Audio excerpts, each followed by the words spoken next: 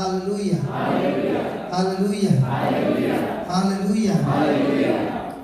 Let us close our eyes and prepare our hearts.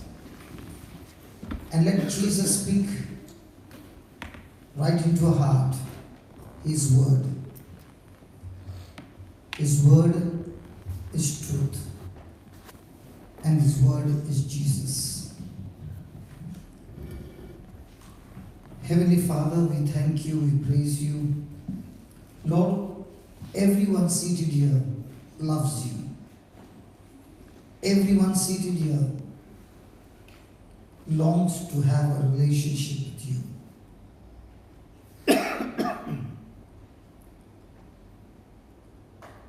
We want to know you more and more. Lord Jesus, you were with your disciples, and the Bible says you opened their hearts, their mind, interpreted the scriptures to them, that they could understand the truth. We are your children, O Abba Father. In the name of Jesus, we ask you, Father God, help us to open our minds, not by our own strength, but by the power of your Spirit. That as the word is being spoken, let your word expose the lies of the devil, destroy every lie, and bring forth the truth that sets us free. Spirit of God, it is only through you our minds can be opened. It is only through you that we can submit to the word. It is only through you that supernatural manifestation takes place. We need you, Holy Spirit. Speak to us. Holy Spirit, you preach the gospel this evening. Use my vocal cord, my mind, my whole being. Nothing of me, Lord. Everything of you. And I thank you for this opportunity that you have given, that today you are going to speak the word that is going to destroy every stronghold of the enemy in our mind. And at the same time, by the power of your Spirit, Lord, build up a new stronghold, that is the stronghold of the truth. I thank you in advance, O Lord, as you speak to us. The truth will not only make us free, but through the truth we will be victorious and we will be able to teach others how to be free. We thank you, we praise you in the glorious name of Jesus. Amen. Amen. Hallelujah. Hallelujah. Thank you, Jesus. Thank you, Jesus. Today, the Lord wants to share with us a powerful truth called correction. Called correction. My brother Freddie came to Hounslow to pick us up to Swindon. And I believe my brother Freddie knows the way. And that's why we did not get lost on the way, even though so many routes look to be extremely similar, but he kept taking the right path and we were able to reach this place. Is that right? Everyone seated here, without a doubt, believes in Jesus. But at the same time, not every one of us, including me, takes the right decision, the right path, every moment of our life. If any person seated here is saying, I want to have an extreme, deep relationship with God, then there would be one word from Jesus, and that would be correction. Because we have all lived in this world, and this world every day is giving us knowledge. Is that right? Every day is giving us information. And the knowledge and information that we receive every day is not the truth. And that's exactly what happened in the Garden of Eden. The Lord's word says in 2 Timothy 1:7 that God has not given us the spirit of fear. He has given us power, love, and sound mind. So if God has not given me the spirit of fear, how did the spirit of fear come? And what is the spirit of fear? And what does the spirit of fear do?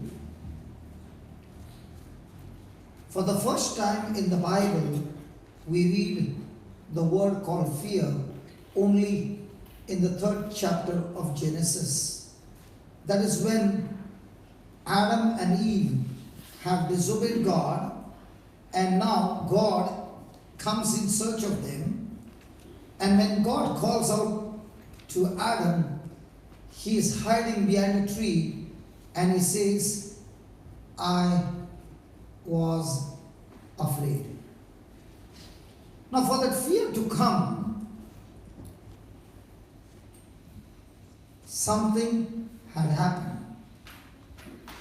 And that's what God wants to tell us.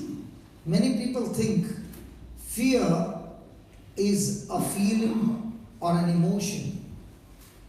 But Bible says fear is a spirit which is demonic, which is evil, and it comes to steal, kill, and destroy. Let us see how did this happen.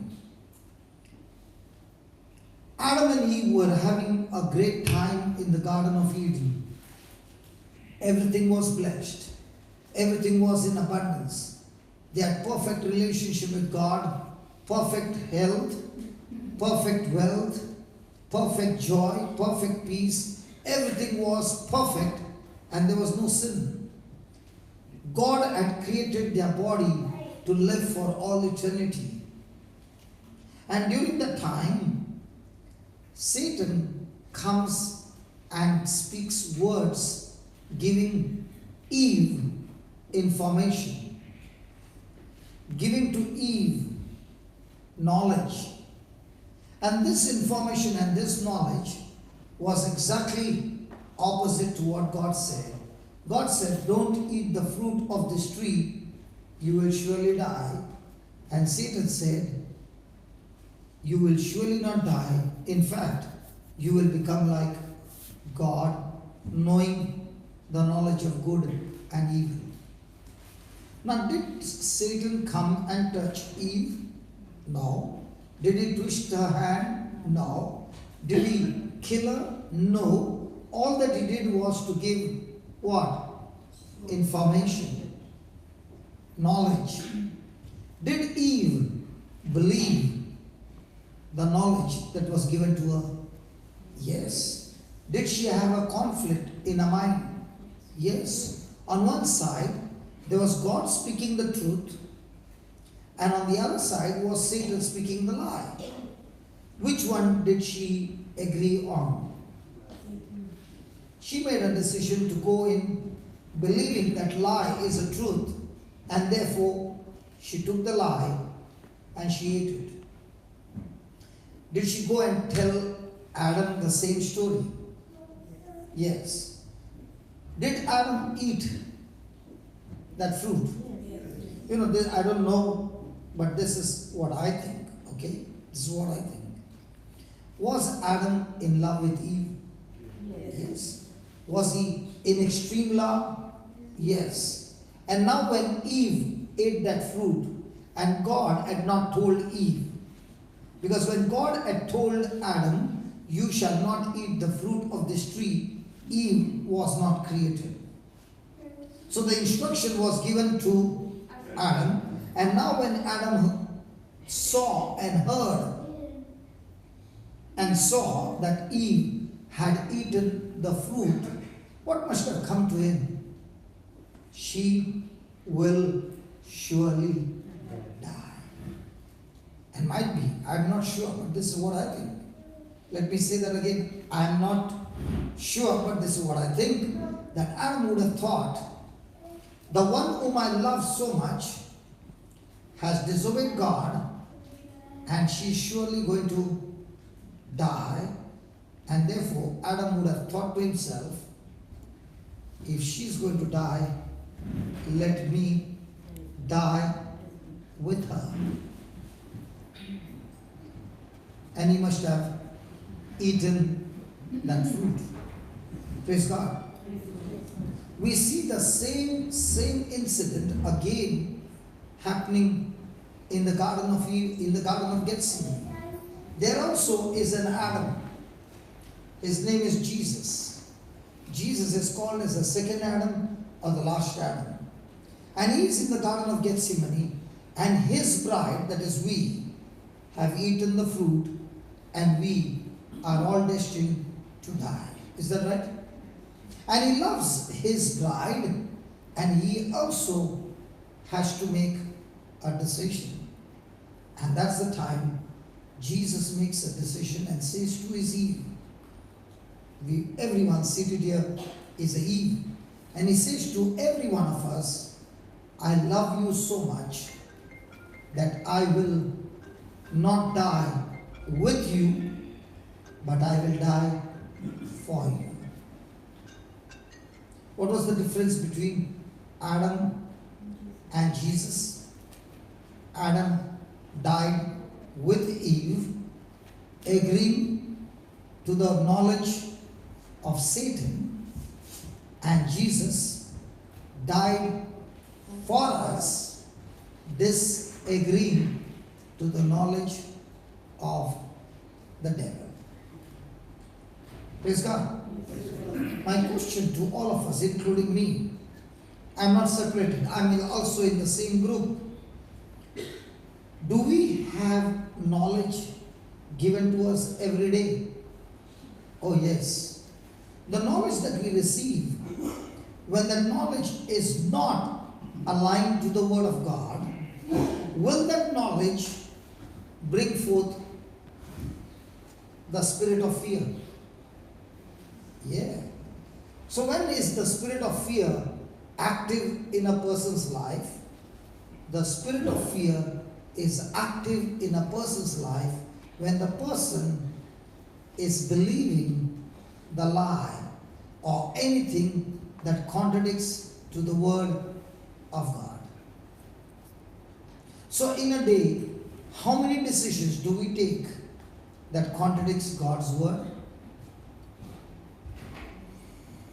Hello? Are you with me? Yes.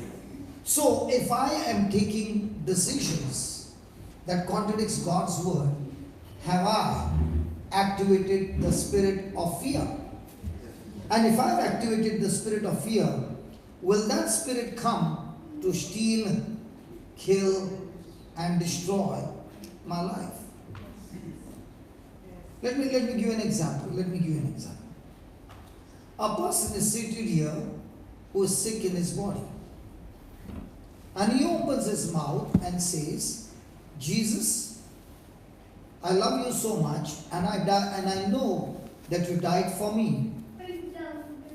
You are my God who forgives me of my sins. And I love you so much.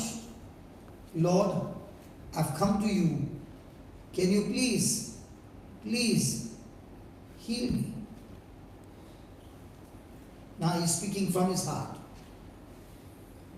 Now my question to you is, has he spoken the truth, or has he spoken against the truth?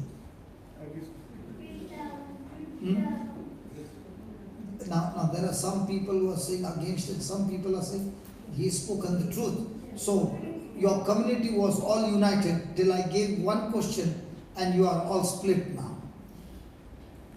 Now in cricket, there are two umpires, right? When the decision is very close, whom do they ask? The third empire. And whatever the third empire says, is the decision final? So who is our third empire? Jesus himself. How? Through his word. So is the word in 1 Peter 2:24 saying, by his stripes and by his wounds we have been healed. Now what's the truth? We have been healed. What's the fact? We are sick. Which one do I choose? The lie or the truth? Now, if you have sickness in your body and you open your mouth and you say, is it a lie? It's not a lie. So something has to be a lie.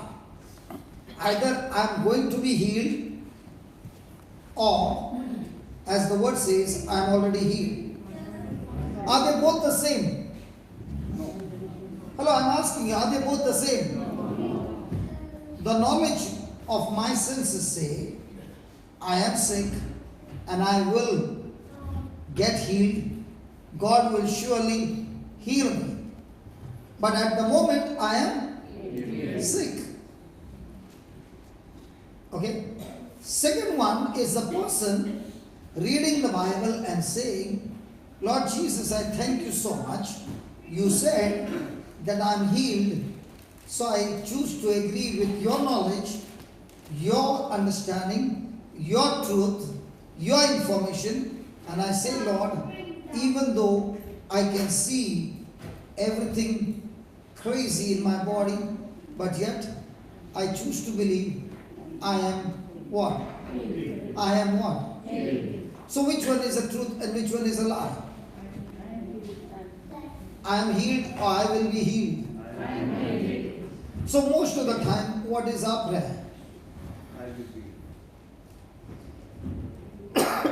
So when I am saying and believing I will be healed, then am I having worry?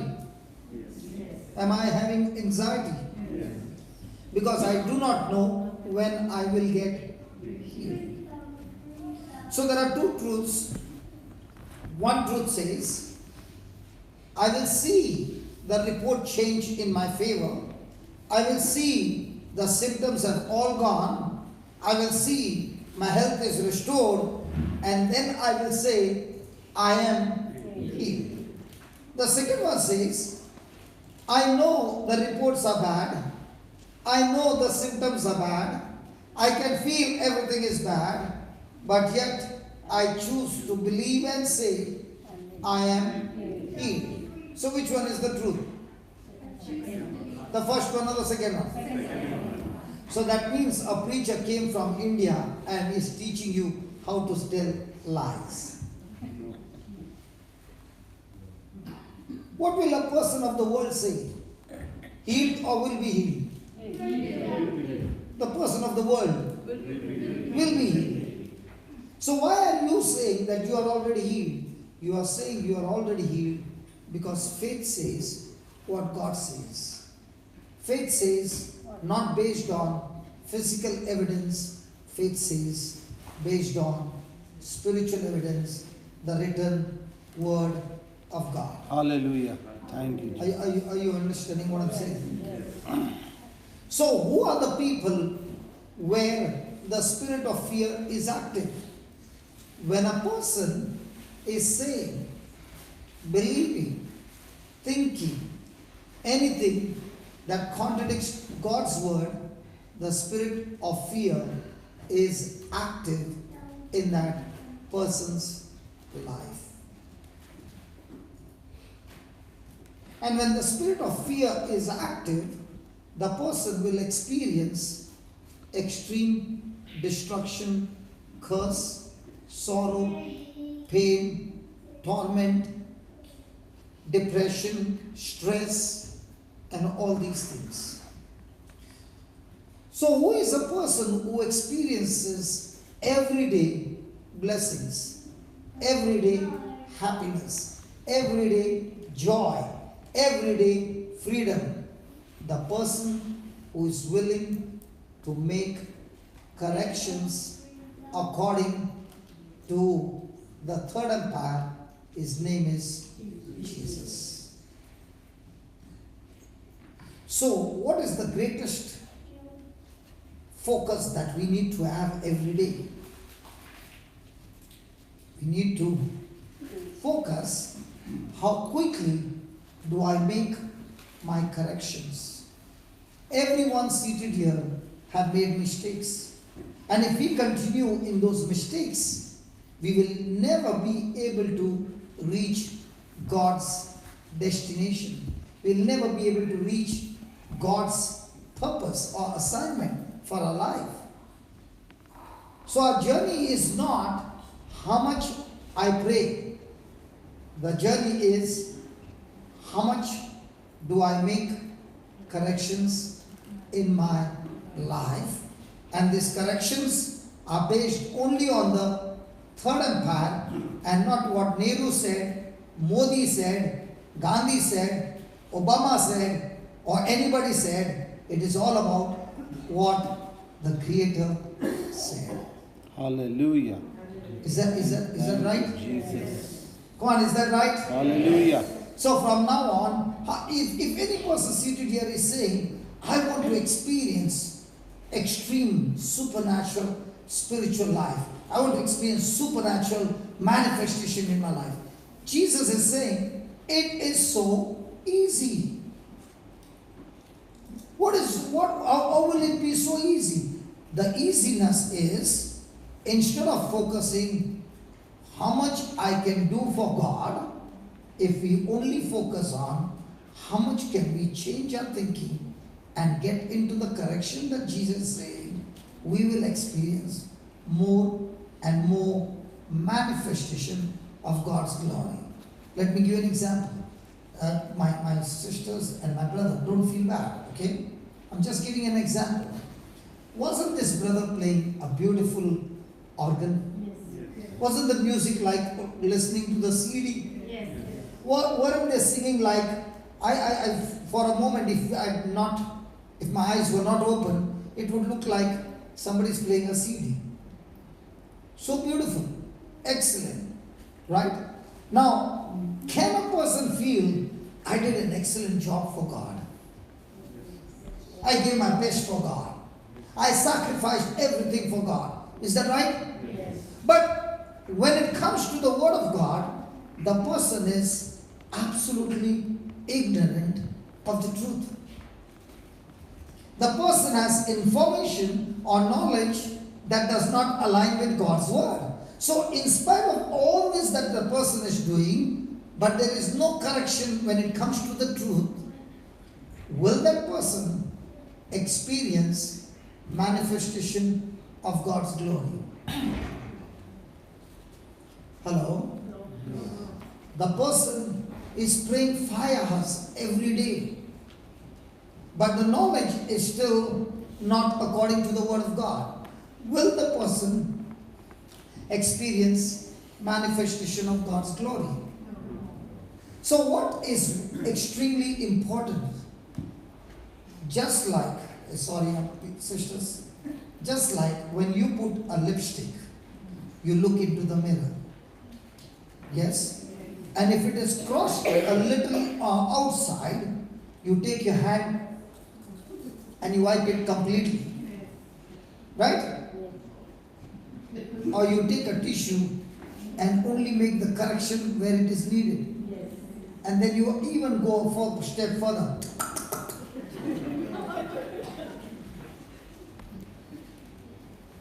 Hello? Why don't you wipe the whole thing?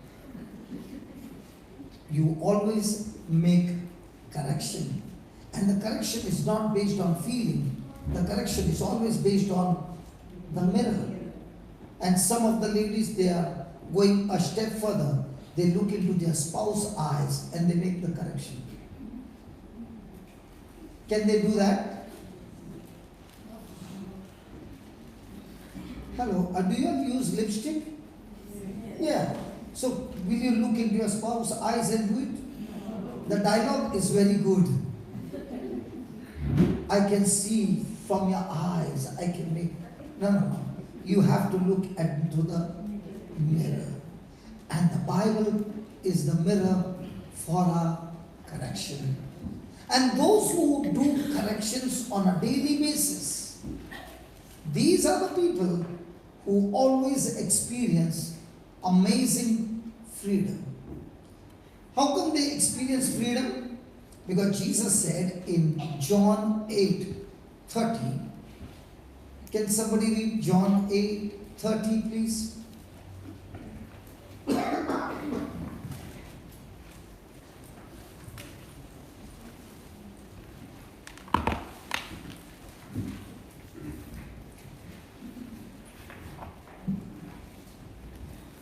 Can somebody read? Yeah, read it, please.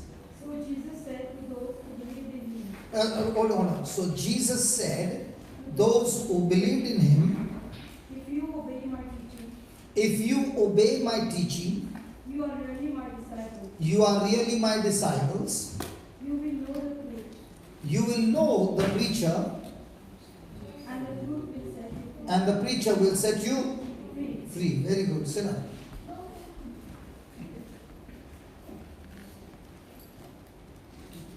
Some other translation, please. I don't know whether everybody is awake or sleeping. And the person who read also did not do the correction. And we are talking about correction. Did she read the right thing? Yes. Did I read the right thing? Did I repeat the right thing? Yes.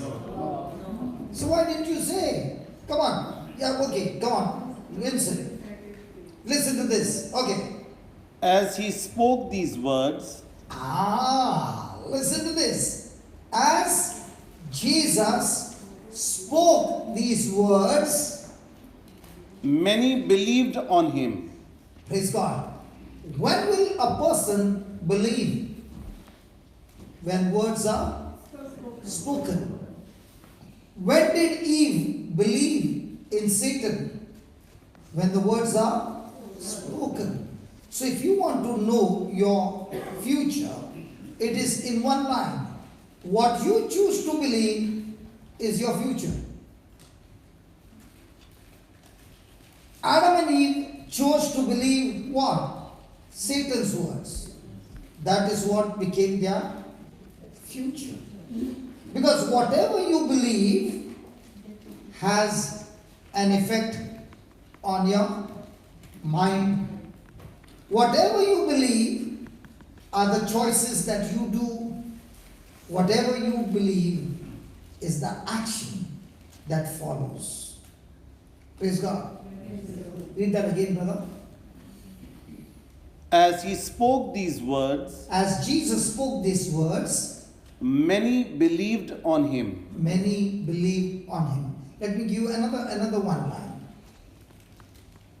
When Jesus has spoken those words, did these people believe in him? Yes. So the word believe means always, it means my action corresponds to the words spoken.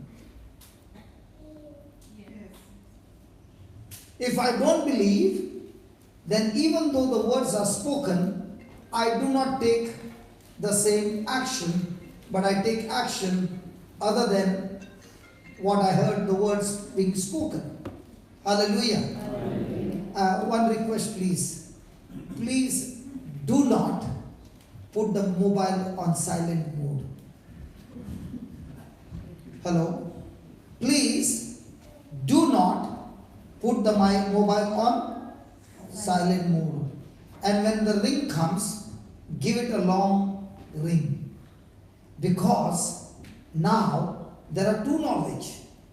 One, what Jesus is speaking. Two, what Satan is irritating you. Which one do you choose? The ringtone or the word of God? So if a ringtone comes, are you supposed to ignore it or keep looking at the person from where it is coming? And if you don't learn to ignore it, then can that ringtone get you irritated? Sometimes do we get irritated when the ringtone comes? Yes. Because you are concentrating on the word of God and this is irritating, right? Yes. Can the ringtone be so irritated than the other tones that are coming out from people's life? The ringtone is giving good music, but there are certain music that comes out from people's mouth, especially the ones whom you love the most. Hello? Yes. Does that affect you? So if you learn to ignore the ringtone, can you now learn to ignore those words that are not profitable? How will you get the practice? By telling everybody, please keep the mobile on, let the ringtone come, and let me see the next time the ringtone comes, whether I ignore it or I look at it. Because what draws your attention, what attracts your attention, will surely master you.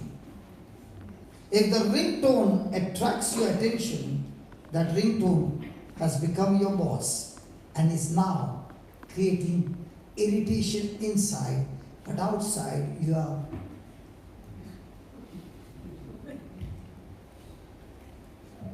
But if that ringtone does not draw your attention, does not attract you, but the word of God is only that you are focused on, now that word of God will master you and be the Lord over your life. Hallelujah. Thank you, Jesus. Are you understanding? Yes. So do we need to make corrections? Yes. Hello? Yes. Most of you in UK, when you ask for address, you ask the postcode, right? Yes. Why do you ask the postcode? Because you want to send letters there, right? Or do you use the GPS? And that lady tells you take a left turn. And we all men, especially all the men, they will fight with their wife, but never fight with that Google lady. Even at midnight, past midnight, anytime, they are always submissive to that lady. If she says take a U-turn, they will take a U-turn. Yes or no? Yes. Because if you don't take a U-turn, then she will say, I will have to reroute you. Correct? Hello, correct? Yes. But let's say she rerouted you and now again you did not follow her instruction. Will you ever reach the destination that you desired for? No. What about us? Does Jesus have to reroute us every hour? Every half an hour? Every 20 minutes? Every 10 minutes?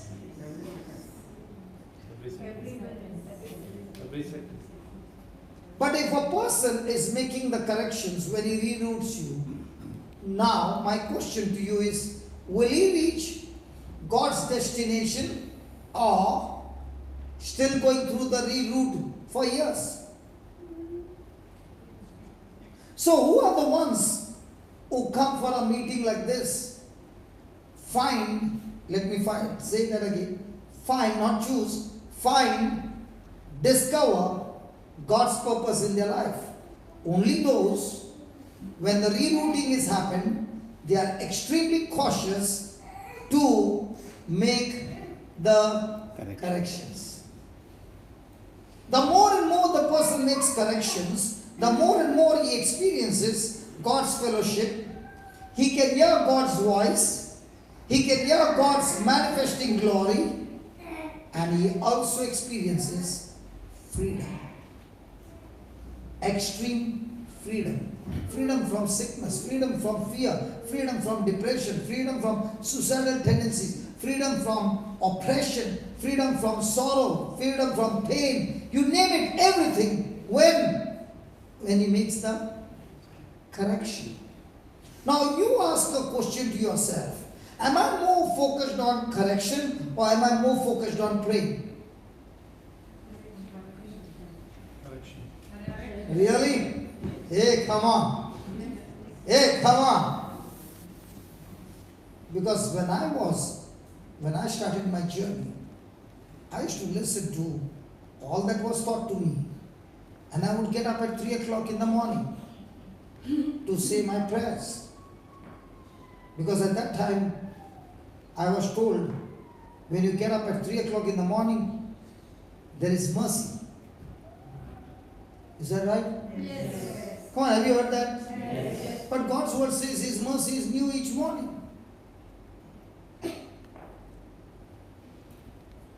So if it is 3 o'clock, the mercy is highest. When you pray at 4 o'clock, the mercy becomes a little less. Now we are at what time? Hello, now we are at what time? 5:45. No mercy. Praise God. Is it like that? No. I don't get up in the morning at 3 o'clock so that I can get mercy. I get up at 3 o'clock in the morning because I'm in love with Him. Is there a difference? Yes. Come on. Yes. I chat with my friend till late night. Is it possible? So can I chat with Jesus late night? Yes. So am I chatting with Jesus late night so that I get blessed? Or am I chatting with Jesus late night because I love to talk to Him? Is there a difference? Come on, talk to me please. Yes. So what is needed is correction. And the correction that Jesus is talking about is never, never, never by force. It's never by force. So you can be baptized with the Holy Spirit, you can speak in tongues, you can fall 10 times and get up, you can roll under the anointing, you can scream, but after all that, the question is, how much did you make the corrections? Because for corrections, you need the third empire to talk to you. And the third empire, and the final empire, and the final authority is Jesus, who is the Word that was made flesh.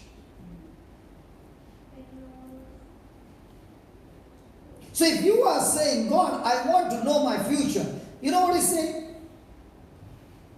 Take my information, take my knowledge, and align it with your thoughts. Make the necessary corrections. And now you will see my glory. Because for some people, when they want a miracle, they'll say, I will say so many prayers. I will walk from here to that distance. I will do this and I will do that. And He says, listen, I don't want you to do any of those things. Can you just believe in me, what I said, Jesus said, and just do what I tell you to do? And if we follow that instruction, miracles are guaranteed. So the next time you pray to God and you say, God, I need a miracle. You know what's the next line He'll say? Can you follow my instructions? Miracles are guaranteed. Sometimes, you know, in India, they advertise, fly Bombay, Goa for 300 rupees. And you go to the counter and put that 300 rupees. You know what they say? Conditions applied. Now what's the conditions applied? Tax extra. And how much is the tax? 3,000. Is that right? In the same way, when you come to the Lord and you say, God, you are my healer, you are my savior, you are my deliverer, you are my this, you are my that. And He says, yes, I am. And then you say, Lord, do it now. He says, conditions applied. So, every act of obedience or every act of correction will draw you closer and closer and closer to the manifestation of God's glory. Let's take an example. Did the prodigal son know that he would end up in a mess? No. He thought on the other side, life is going to be amazing. So he took his share and left his father's house. Is that right? Yes. Did he make choices that was not according to his father's desires? Yes. Was his father keeping him under his instructions? Yes. Did the son have the freedom? Yes. But was the father telling him, we use that freedom to go away from him? No. Did the son go? Yes. Now, did he get into a mess? Was it his desire to come out of the mess? Yes. Did he go asking for help? Yes. Did he get help? No. Now, when he was right at the bottom, eating the food of the pigs, did he make a decision to make the correction? Yes. Or did he say, I will go to my father, take my elder brother's share and come back to the same country? Or did he make a correction? I don't want to be in this country anymore. Now the moment he made the correction and he began to walk, was he walking closer and closer to restoration? Now, did he do one good thing to get his restoration? No. He just made a decision and to stick to that decision, and he came to his father. Now, the moment he made that decision that I will no longer run away from my father, because my father is the fountain of life. And all that I was glittering on the other side, it looked to be glittering, but it is not the fountain of life. It looks like a fountain, but when I began to drink of its water, it turned out to be poison. It nearly killed me. So I'll make a correction now. I do not want any more of those things. Is that right? Yes. Was everything restored? So the good news is, even though the devil has deceived you, even though the devil has made a mess in your life, even though you are right at the bottom pit and there's no hope, Jesus is the God of hope.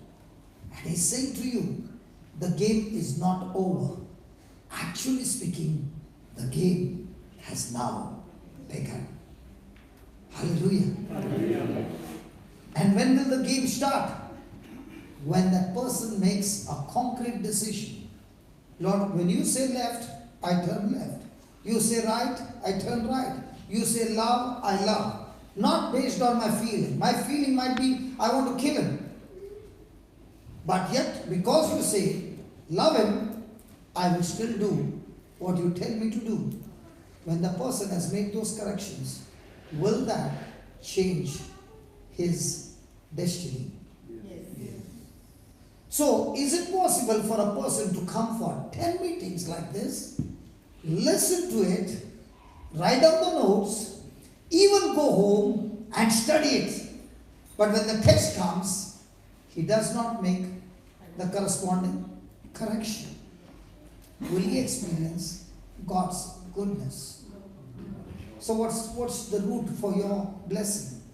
Whether it's your marriage, whether it's your relationship, whether it's your children, whether it's your finances, whether it's your health, whatever it is, what's the key?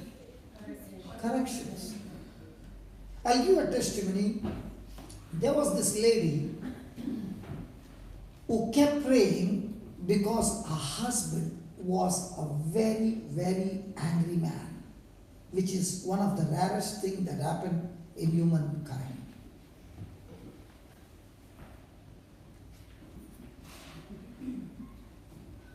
All of them are so serious, man. Can I say? Have you ever seen any husband getting angry? Very rarely. And this woman had the very rare character man who used to get angry. All the ladies are saying, we believe you, brother. Very rarely. Hallelujah. Then, she was praying to God for a long time, asking God to change this man's attitude. Instead of the man changing, it began to grow worse. And she began to get frustrated and she began to ask God, God, can you tell me why is my husband not changing? And the Holy Spirit said to her, does God love you the way you are? Yes. Does God forgive you the way you are? Yes. Does He keep on condemning for the wrong things that you have done? No. Does He love you unconditionally? Yes. Does He love you one-sided? Yes. Is His love for you selfless? Yes. When He loves you, does He think about what's my benefit? No. So, the Holy Spirit said, if you are experiencing this kind of love, can you now, with the love that you have received, love your husband the way he is? And she said, you mean to say, I have to do that? And the Holy Spirit said, try it. So she went to the husband and said, husband, I want to declare to you, I love you so much that I want to tell you from today, I find absolutely no fault in you. Imagine if a husband gets a word like that from the wife, he'll be dancing on the rooftop.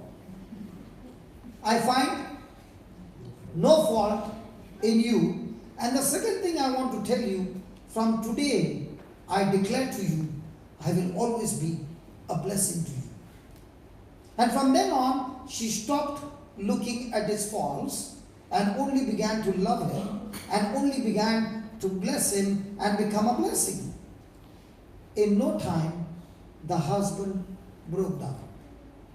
Why do you think this happened? Because remember, God kind of love, which is called the agape love, always confuses the enemy. That's why Jesus said, when somebody slaps you on one cheek, turn the other one in love. Did Jesus do that? Did He have the power to fight back? Did He have the power to destroy them? Yeah.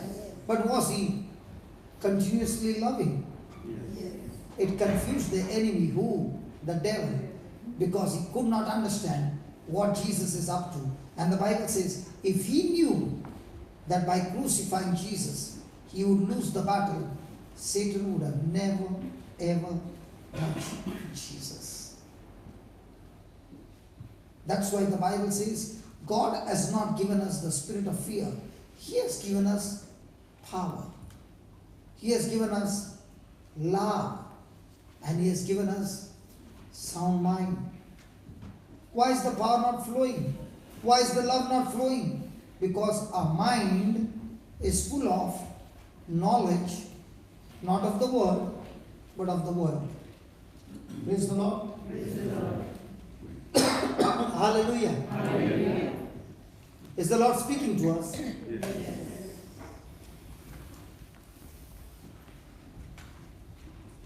So from now on, what should be our top priority? Look into the mirror? No. Call the Bible? Yes. Follow the instructions there? Yes. And be quick to make the correction or keep on praying. So what will change your future? Now, have you ever heard people, supposing somebody has some crisis in the marriage, have you ever heard the person going around and saying, keep me in prayer, please? Yes. Now let's say the whole church is praying for him, and this man is making no correction. Will that prayer ever work? No. So what is very important, that you go around telling everybody, keep me in prayer, or you first start making the correction? But what are we understanding? If I tell the whole church to fast and pray, and some of them will go one step further and say, please pray nicely for me. Okay, I pray nicely for you, I fast for you, I do all that. And you are going and watching Bold and Beautiful. sitting in front of that stupid idiot box called the television, who is telling you the vision of this world, and downloading all the knowledge of the world, what do you think will be the response? But the same person is now not sitting in front of the television, but sitting in front of the Bible, where God is giving you the vision that He has for you. Which vision is good? Television is telling you a vision that the world has for you. And the Bible is also telling you a vision that God has for you. So which vision are you looking at? Good. If you are looking at God's vision, do you need to make the correction? Yes. Now somebody will say, brother, it's good and easy to say to make the correction, but it's so difficult to make the correction. Yes, surely, I agree with you. None of us can make the correction with our strength. We can only make the correction through Jesus. Now listen to the statement that I'm saying. Be attentive. Any prayer, listen to this, any prayer that I talk to God which does not agree with God's word is never a prayer. I repeat again. Any prayer that does not agree with God's word is never a prayer. So what is prayer? Prayer is nothing but you opening your mouth in agreement to the promise of God and talking back to God, saying to God, God, even though the whole world does not agree with you, I still agree with what you say. It's prayer. Example. Did the angel Gabriel come and meet Mother Mary? Yes. Did he say, you will have a son? Yes. Praise God. Did he say he will be the king? Did he say he will sit on the throne? Did he say all those things? And what did Mother Mary say? Was she engaged? Yes. Yes. What did she say? Angel Gabriel, I'll pray and let you know. No. She said to Angel Gabriel, if I say yes and tomorrow my stomach comes out, what will I tell my mama when she says my stomach has come out? Will I say, Mama, the stomach has come out because an angel visited me? Hello? And the person to whom I got engaged, Joseph, when he sees me getting chubby and getting round, he will ask, hey, Mary, how come now you look very chubby and healthy and your stomach seems to come out? Yes, that was because the angel visited me. And how would I go and tell the Pharisees? Will anybody believe me? And in those days, if a woman is pregnant without getting married, she'll be stoned to death. Now, did she ask the angel all these questions, or did she say, whatever you say, I agree with you? Was that a prayer? Hello, was that a prayer? Yes. So what is prayer?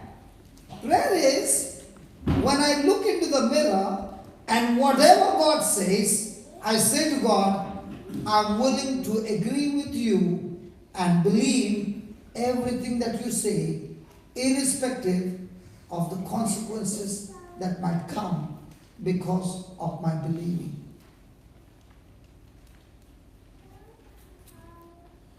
So prayer, in other words, is you opening your mouth and speaking to God, just like Mother Mary, and saying, this is what you said, Lord, and I choose to agree with you. All this time, I was not in agreement with you. I make the correction, and from now on, I agree with you. Is that a prayer? Hello, is that a prayer? Yes. Let me give you an example. Is Jesus saying, all those who believe in me, these signs will follow them? Yes. In my name they shall cast out demons. When they lay hands on the sick in my name, they will surely die.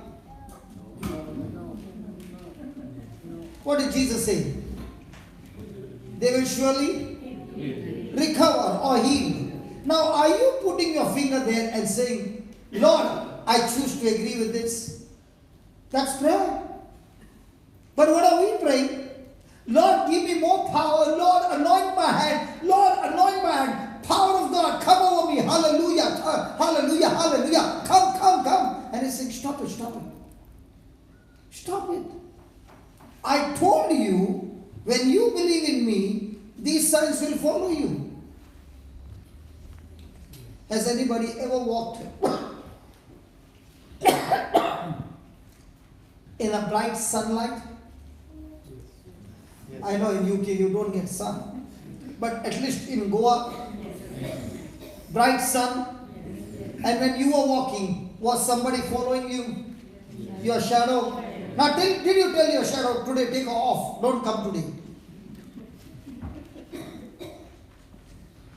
By default, that shadow will follow you.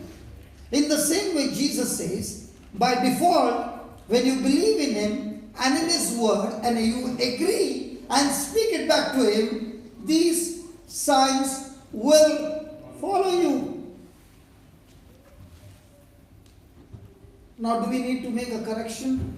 Yes. Now, when a person is saying, God, anoint my hand that I will be able to heal people, Lord. Please anoint my hand. Lord, please anoint my hand. I will go 40 days fasting and praying, Lord. I will go fasting and praying for 40 days. You will anoint my hand. Hallelujah, hallelujah, hallelujah. He'll say, but I never told you that. I told you that when you believe, this will follow you. So what should be your prayer? Lord, you said it. I agree with it. I believe it. And I thank you for this gift. Now, will it work? You remember last time, a young boy, and there was a lady who had 12 years of back pain. The boy spoke concerning worry and fear. You remember that? Yes. Now, had that boy prayed over anybody before? No. Did I call him? Yes. Did he heal that lady? Yes. Yes. How come that lady got healed? Because it's written in the Bible. So what is our correction? Our correction is, if the third umpire said something, we agree to it. And when we agree to it, will the manifestation take place? Yes. Yes.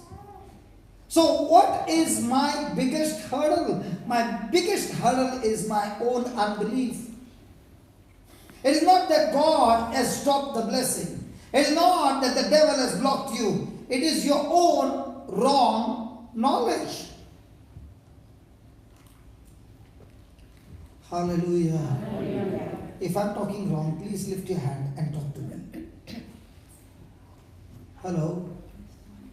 Are you understanding? Yes. Imagine for a person's frustration, he spends 4 hours in prayer, begging to God that one day God will show up.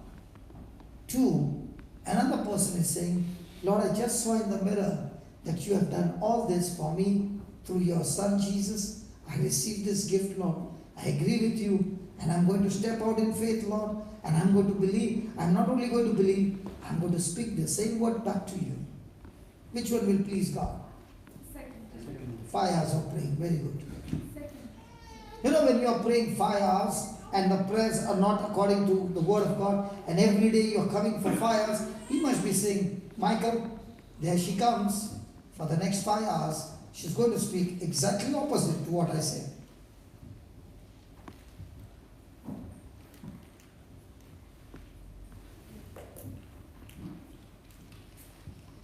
Hello? Are you with me? Yes. So what's the key to your spiritual life? Corrections. And what's your correction?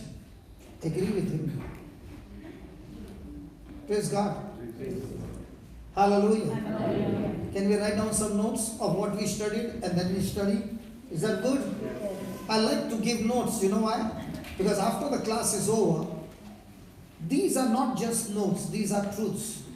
You apply them in your life, put them into practice, results are guaranteed.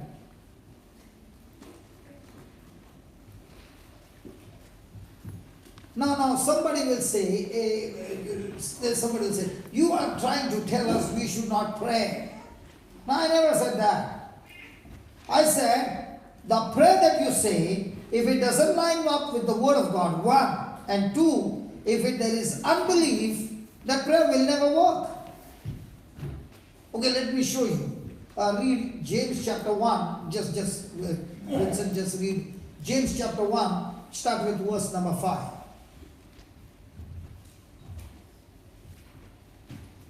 Has anybody ever seated here? Has anybody ever prayed with worry? You made a prayer, but you were worried. Has anybody ever experienced that? Never. Praise God. Yes. God bless you. Yes. Hello, I'm asking you. Yes. So this is for those who say their prayer, but with worry. Listen to what the word of God says. Yeah, read it.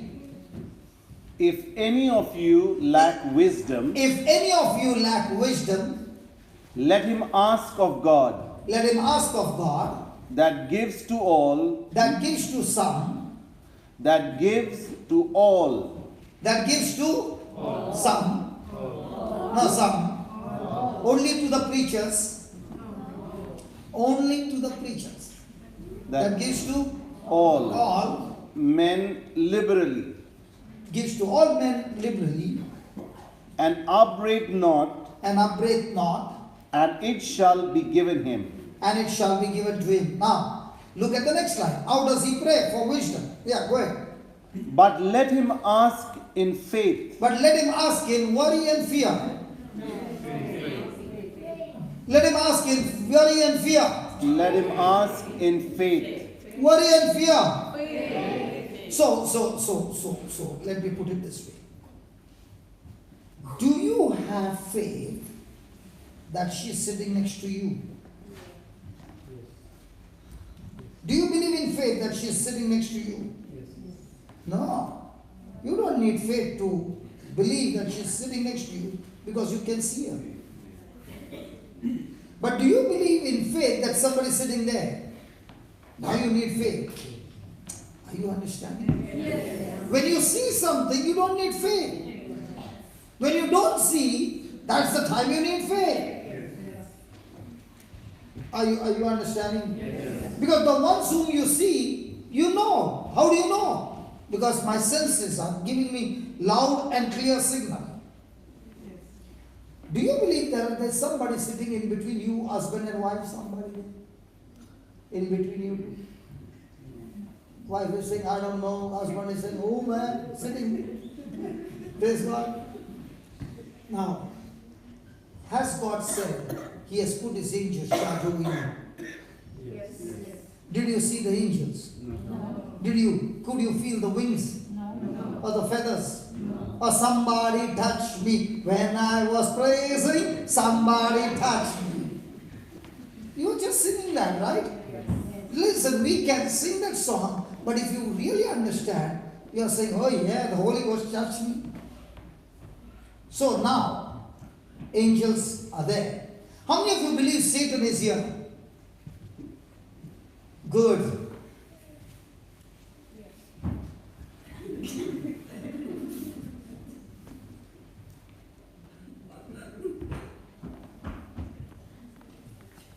First of all, you come with me all the way from Goa on this mission.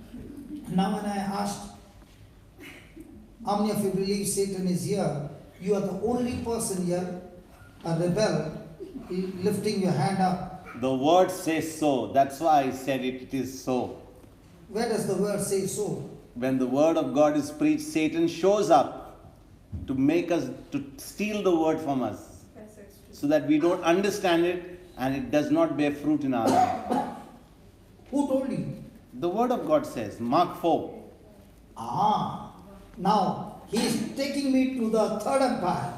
And the third empire says in Mark 4, when Jesus is talking about the sower and the seed that fell by the wayside are those that when they hear the word and does not understand the word, Satan comes at once. So when I asked you, do you believe Satan is here? Yes, he is here. How do you know? Because I'm here. When I open the mouth and I preach the word, who has come? Can I see him?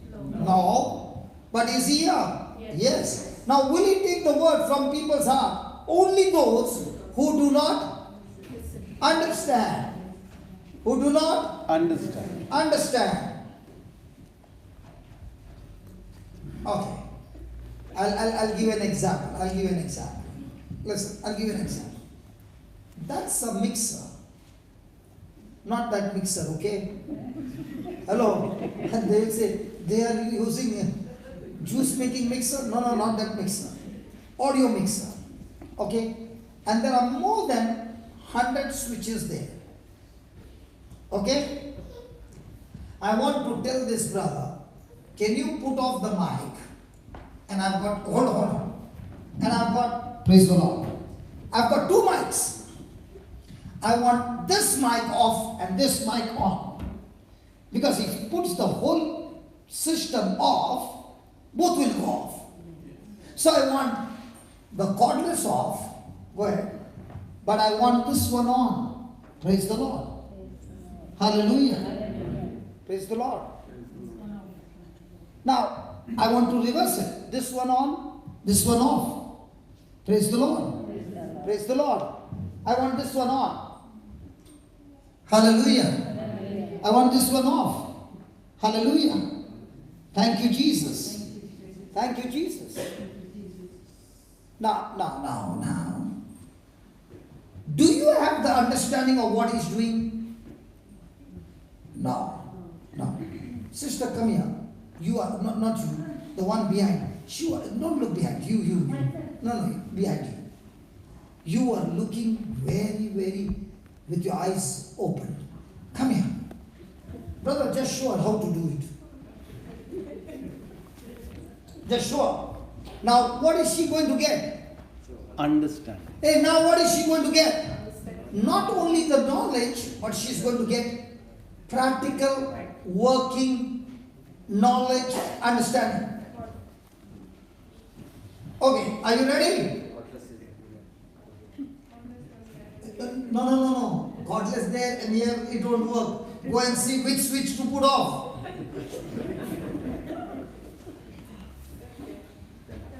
Okay, you got it? Okay, I want the cord, just turn the camera there. Sweetheart, let's see know what she's doing. Yeah, I want the cordless mic off. Praise the Lord. Hallelujah. Hallelujah. Now what did she get? Just knowledge? Understanding. Now she can put it on, put it off. Now put it on, baby. Hallelujah. Yeah. Now I want this mic off. Hallelujah. Hallelujah. Hallelujah. Praise the Lord. I want both the mics on now. Praise the Lord.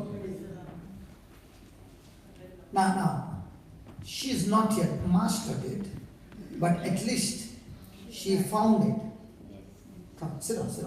So also, when the gospel is preached, it is preached with understanding so that you also know what to put off and what to put on. So all the knowledge that was coming from the devil that brought disaster in your life, now you have learned to put it off. And all the blessings which were blocked, now you have started learning to put it on. So who has the switch? Who has the right to put the switch on and off? God, the devil, or you? But all the time, what are we praying?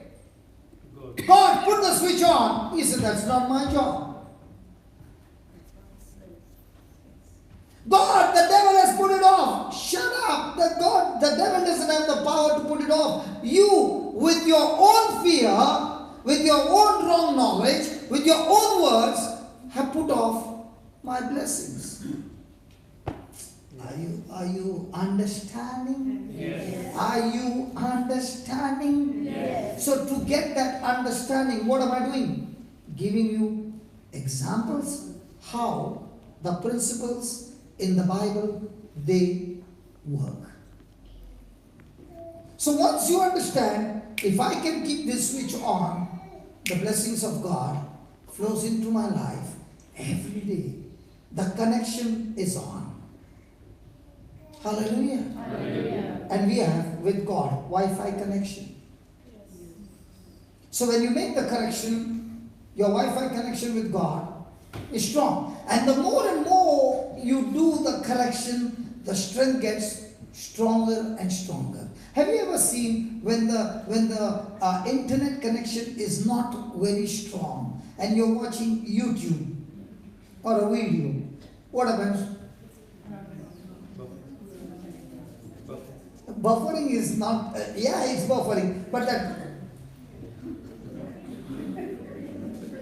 Ask your neighbor, is your life, not your wife, your life? Well, many a times people say, brother, when you speak life, it sounds like wife. Okay? Now ask your neighbor, is your life? Nobody's asking, brother. Is your life? Is your life Buffering? And what's the reason of buffering? No connection. Not that no connection.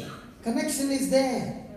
But there is no strength because of no connection.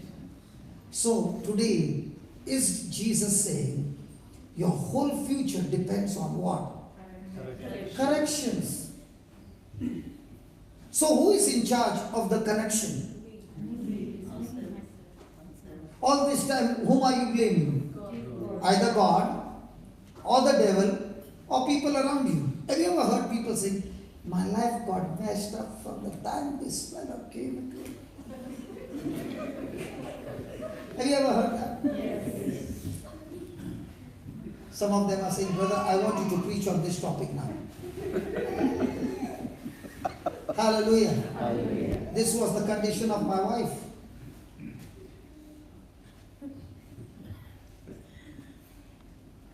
When she got me as a husband, a total nut, a gone case, stubborn, angry,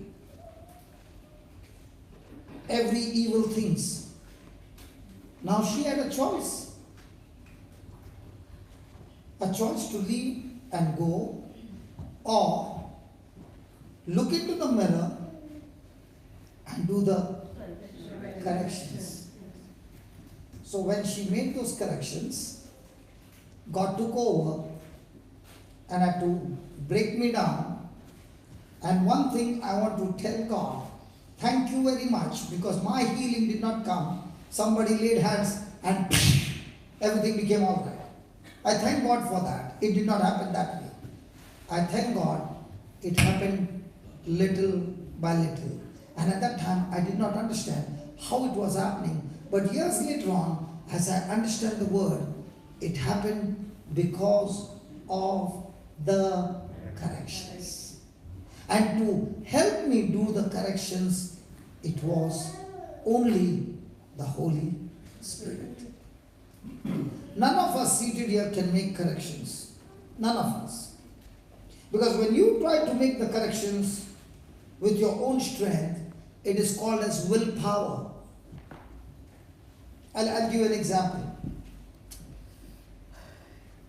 Has anybody ever tried fasting?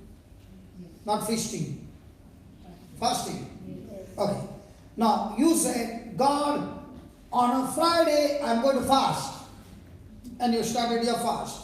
And from the neighbor's window comes.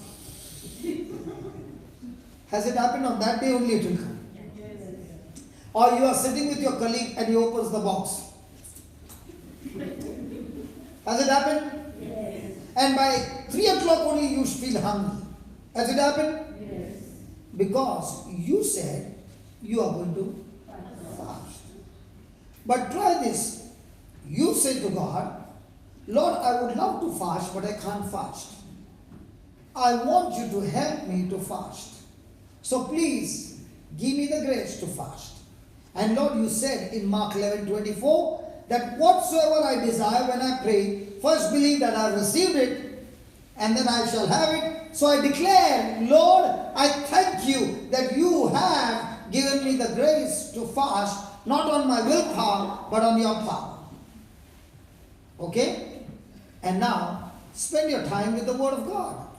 Do your duties, do everything, and spend your time with the Word of God.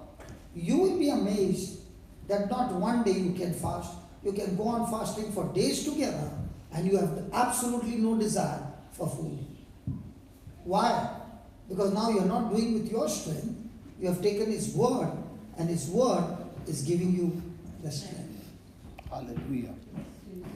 Are you understanding? Yes. I'll ask you a simple question. Can a person keep on talking? That day we were talking, and when we finished, I spoke for 4 hours 57 minutes. And I said, brother, can you believe on 3 lines I spoke for 4 hours 57 minutes? And I said, if somebody has to ask me, repeat the same thing again. I don't know. How is it possible? Like there is a CD called Love and Joy, 10 days retreat, growth retreat. I spoke on love for 8 days, morning 7 o'clock to midnight. Now if you ask me, what did you speak about love? I don't know. But when I depend on Him, His grace flows like a fountain. Now I'm in the supernatural. Are you understanding? Yes. Hello, are you understanding? Yes. So for you to obey the Word of God, is it going to be your willpower, or is it you feeding your spirit with the Word? I'll give you an example. Listen to this. If you ate every day 1200 calories of food that is needed, will your body be weak or extremely strong? You are eating 1200 which is needed. Let's say 1200 is needed. Will you be strong or weak? Strong. If you are eating 1400, it will be with some reserve also. But if you are eating 400 every day, will that bring weakness? Yes. So how does it happen? I only ate food. Yes, you ate food, but your body has been designed. It will take the physical food, convert it into energy, and that energy you will use in your body. And when you use that energy, the energy after some time starts diminishing, that you have to put in more fuel, which is called food. Is that right? Yes. Come on, is that right? Yes. In the same way, I can eat the food and also try to make correction using my willpower. I will be a loser. Now I can do another thing. Just as I eat the food that converts into energy, that I can use it, in the same way, my spirit has been designed. When I feed my spirit with the Word of God, when I feed my spirit with the Word of God, when I feed my spirit with the Word of God more and more by speaking it over and over again, that Word of God will be converted into faith by the Spirit of God. Praise God. Now, that Spirit of God who has converted that Word of God into faith, remember, faith moves your mountains. So are you doing it with your willpower? Or are you doing it now with faith power? But to get that faith power, do I need to feed my spirit? So just as the fuel, when it is used, it starts diminishing and I have to refill, in the same way, we need to refill our spirit with the Word of God. Are you understanding? Yes. What about the spirit that has not been fed for the whole week?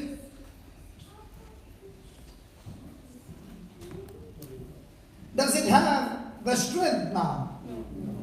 But the same person who has not been fed with the Word of God is being fed with the words and knowledge of the world. So what is being converted in that person's spirit? Fear. Faith or fear? Fear. And if it is fear, is it going to bring stealing, killing, and destroying? Simple. You got the formula now? So which one is better? That I feed my spirit with the word of God being preached? 2, I go and run after the preacher every day and say to him, lay your hand on me. Second one, praise God. But what is our attitude? First one or second one? Hello, first one or second one? And as long as it is second, your life will be miserable. Because no preacher can set you free. The preacher can pray and get that thing out. But when you go out of the door, do you get thoughts again? Yes. And then those thoughts come and you don't know the truth. What will happen? The enemy has once again injected you with lies, and this time he's not going to attack you with the same intensity, he's going to attack you with more. And that's why we need to keep our house, that is our spirit, not empty but full with the word of God. Is that clear? Yes. Are you happy? Yes. So is it a chess game or a luck game? Chess. Hey, is it a housey game or a chess game? Chess. Housey game. I love the word of God. It's not a housey game, it's a chess game. And that's why I enjoy it. Yes, devil, you beat me up yesterday. But that doesn't mean I will be beaten up all the time. I will go and look into the mirror. I'll find new scriptures. I'll find new strategies. Because my champ, my coach, is a champ who bashed you up on the cross. And he's my coach. And when I go to the coach and tell him, Lord, I want you to teach me. I'm ready to take the test again. But this time with your strategy. Wow. You are willing for corrections.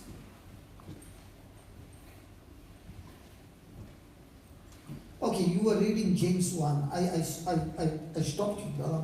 Please, can you read that?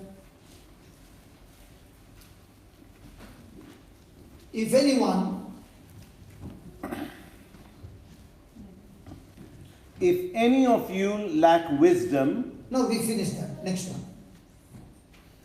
but let him ask in faith, But let him ask in faith. So you got to ask God for wisdom in faith. nothing wavering. Nothing Wavering. wavering.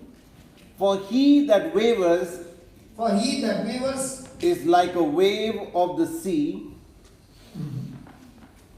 is like a wave of the sea, is like a wave of the sea, driven with the wind and tossed. driven with the wind and tossed. For let not that man, for let not that man For let not that man and a woman think that he shall receive think that he shall receive. anything of the Lord. Oh my God. So if you are praying with worry, the word of God says, let that man not think that he's going to receive anything from the Lord. Why? Why? A double-minded man A double-minded man, is unstable in all his ways. a double-minded man is unstable in all his Ways. ways. So do we need to make corrections now? Yes. So do we need the preacher to pray for you, or do you need the truth? And when you learn the truth, can you now use the truth for yourself? Yes. Now can you go and teach others also? Yes. Good. If the church had to learn the truth and apply the truth and teach the truth, praise God, there will be amazing miracles. The world will be changed. I'll ask you a question. In my 22 years, when I made the corrections, after 22 years, if somebody has to ask me, how many people's life have you touched in this last 22 years? I can say in millions. Now, if one man can make a correction and it touches millions, what about all of us? See, listen. When I was making the correction, I never knew that God would take me on a trip like this. I was making corrections to get out of my mess. Are you listening? Yes. And when I got out of my mess, say 3%, I went and told everybody that 3%. And God's word says, when you give, it shall be given back to you how much? In multiples. So when I shared the 3% to somebody and they got their problem solved in their 3%, God said, now that what you taught them, the strategy that I taught you, let me teach you some more. Praise God. So when he began to teach me more, I went and taught that more to somebody else. So he said, now that you're teaching them more, come back, I'll teach you something more. People who keep what the Lord has done in their life to themselves, that blessing turns into curse. Can I give you a scripture for that? Yes. I like to back up with scriptures. Hello? Yes. Hello? Yes. Okay, go to Malachi chapter 2 and verse 1, 2 and 3. Actually speaking, I have not yet started my preaching because my notes have not yet started.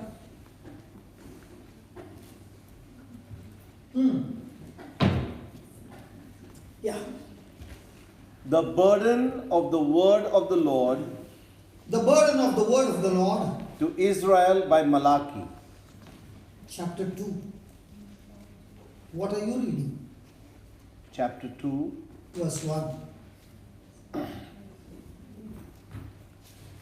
And now, O you priests, And now, O you priest, pause. Is this for the priest? Is God talking to the priest? Hey, now, O you priest, is he talking to the priest? Yes. My question to you is, are you priest? Who said yes? yes, Who said yes? Why are you all the time rebelling? the word says so, that's it. And what does the word say? That we are kings, prophets, and priests. Are we the royal priesthood? Yes. The holy nation? Yes. Extremely peculiar? Yes. Brought out of the darkness into his marvelous light? Yes. So, is the word that you are reading for all of us? Yes. Touch your neighbor and say, you are a priest. Listen to what the word of God says. You are a priest. Okay, read now. This commandment is for you. This commandment is for you. If you will not hear, If you will not hear, and if you will not lay it to heart, and if you will not lay it to your heart, to give glory unto my name, to give glory, to testify, to give thanks, to give praise to God's name, okay, says the Lord of hosts, says the Lord of hosts, I will even send a curse upon you, I will even send a curse upon you, and I will curse your blessings. and I will. Have you ever heard people saying, how can I share the testimony? I'm feeling so shy. Hello? Let me give an example. Did the woman with the issue of blood get healed? Yes. Now, did she rob a healing or did she ask Jesus for the permission to get a healing? She actually robbed the healing. And she robbed it in such a way she thought Jesus will not recognize her. She got healed, and now Jesus turned around and said, hey, who touched me? And the disciples are saying, Jesus, so many of them are touching you. And you're saying, who touched me? He said, no. There's one person who's different from others. This person, from her house, she kept saying. Say that. Come on, say that. Come on. She kept saying. Again. She kept saying. Again. She kept saying. Again. She kept saying. 12 years she was saying that she was sick, that she had bleeding problem. She kept saying, the doctor said this to me. She kept saying, my money is gone. She kept saying, I'm unclean. She kept saying, nobody loves me. She kept saying, who will take me to Jesus? Now, all that she did for 12 years. But the day she heard about Jesus, what did she keep saying? If I touch his garment, I shall be healed. Now, did she make the correction? Yes. Hello, did she make the correction? Yes. Now, when she saw the crowd, did she say, oh my God, how am I going to go through? No, she still kept the correction going. I don't care how I'm going to go through. I will go on saying what I heard. I will go on saying what I heard. Now, did she see with her eyes the crowd?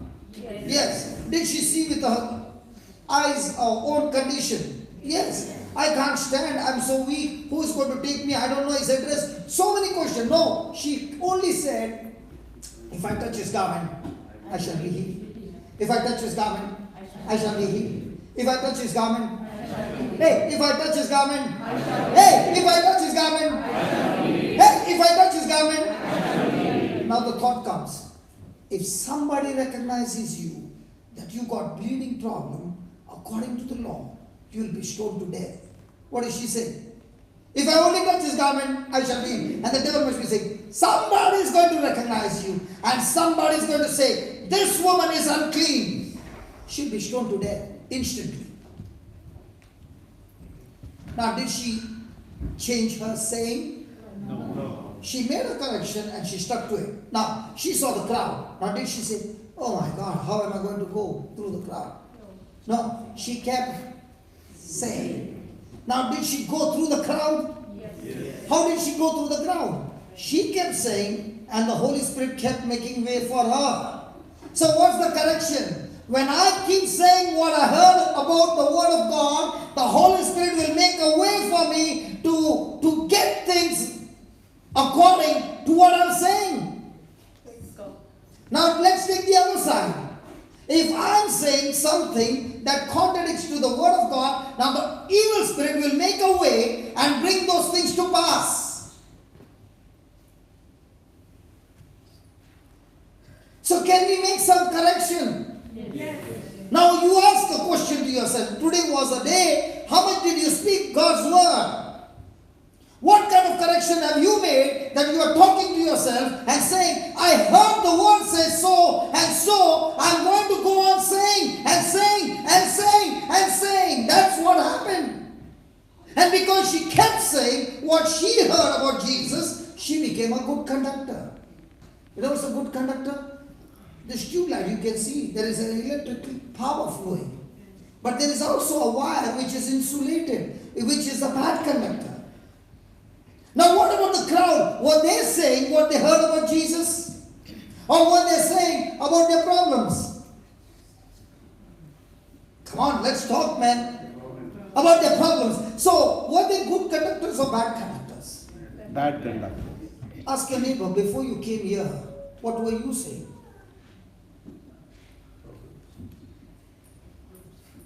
So my friend, are you a good conductor or a bad conductor sitting here? Can you understand? Yes. And when she touched him, the Bible says the power went through her and she felt that she was healed. Now she's hiding and she's about to escape. And Jesus turns around and says, hey, who touched me? And Jesus looks at her. And now she begins to realize, he has caught me, man. The Bible says she came to him with fear and trembling. Why is she now fearful? All this time, she had touched the crowd. But this time, she touched a prophet, a man of God. An unclean person, even dare to touch a Pharisee, will be tortured to death. And she had touched a prophet. She knows the consequences. And she also knows the man who has the power to judge her and condemn her is Jairus, the synagogue official, standing right there. One word from her, and the game is over. But the Bible says, with fear and trembling, she came to Jesus. The Bible says she told him the whole truth. My question to you is, if you are facing a death sentence, if you open your mouth and say you've got a bleeding problem and your death sentence is being stoned to death, would you open your mouth and speak the truth? I'm asking you, but did she speak the truth? Yes. What did Jesus say? Jesus said, your faith, what you just spoke, has not healed you. Healing took place when you touched me. But when you opened your mouth and testified what the Lord did for you, fearless, not even scared of your death, but you spoke it out of your mouth, that faith has made you whole. Means what? Your finances are restored, your relationship is restored, your health is restored. Everything that the devil has taken from you is all restored in multiples.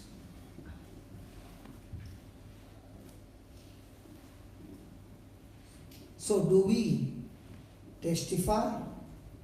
Oh no. If I testify, what will these people think about me?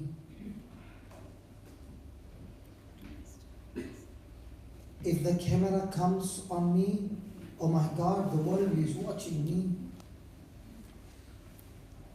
When you love Jesus, you want to be on the rooftop and tell the world, I was the worst of the worst. Everybody would have given up on me, but he never gave up on me. Hallelujah. He came for the lost, and I am that lost. He saved me. Hallelujah. He never came for the righteous. And if you are righteous, you are in the wrong place. Have you heard that? Hello, have you heard that? Yes. Who is he? Bangarwala. Means scrap. Jesus came for the scrap, cleaned them up, put his love in them, and made them stand and work in his name. Mighty signs and wonders. That's my Jesus. Hallelujah. I was also Daba Baatli Wale, and somebody said, Hey, aja isko le le.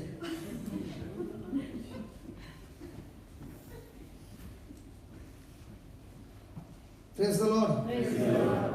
You know, the Holy Spirit and I have a great fellowship, and I said, Lord, give me some example, and he says, that Daba Baatli Wala comes, no?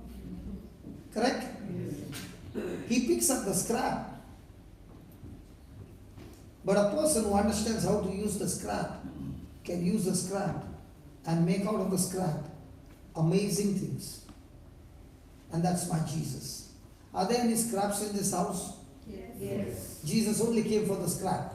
I'm asking you, is there anybody here who is a scrap? Yes. I got news to tell you. He came for you. Can you see me? Yes. The most rotten scrap once upon a time. He cleaned me up. And when he cleaned me up, all he asked me was, son, are you willing to make the corrections? Yes. He did not say, how much are you going to pray? He said, when you look into my mirror, that mirror will teach you what corrections to make. And the best part is, that mirror will also give you the strength to make the correction.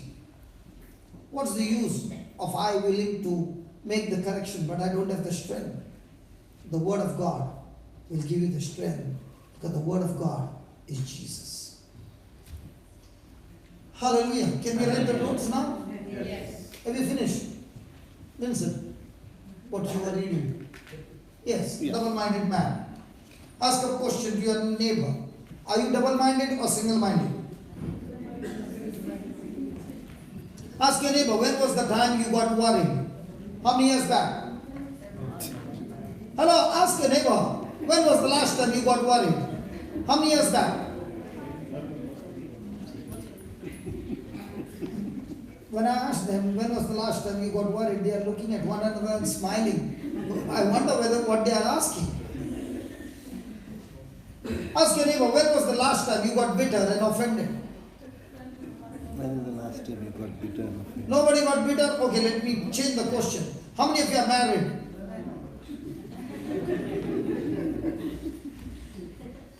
Now it's clear? Hallelujah. Thank you, Jesus. You know those tears in your eyes? They are talking about God's love. And you are saying, God, I'm ready to go through any correction you want me to do. And I want to tell you, sister, those corrections, that's how Spirit of God talks. And these tears are so beautiful. Because these tears, you can hear His voice. And from His voice He comes and He says, doesn't matter what has happened. Your past is buried, it's nailed on the cross. If you can make the corrections, what I'm going to show you is what your eyes have not seen. I want you to imagine, how many of you are from Bombay? Only one? You know a place called Bhayandar? Yes. Bhayandar kabhi suna hai? Suna hai? In that place I was working, where Immature is of king size. Gutter line is of king size. Okay? And what was my breakfast? 1 packet of glucose dipped in water, and that's what I used to eat. What was my food? Vada pav. Because that gives you tremendous calories and very cheap. And when I look at what and where I was, and today where I am, I can say without a doubt, it's not me. It is He who helped me to make the corrections. And that's why I could not understand when I got converted. There were so many of them who were for years in the Lord. Some of them 15 years, 20 years. And I could not see them even heal a headache. And I was just 3 months old and I could see headache going, demons going, this going, and I could not understand.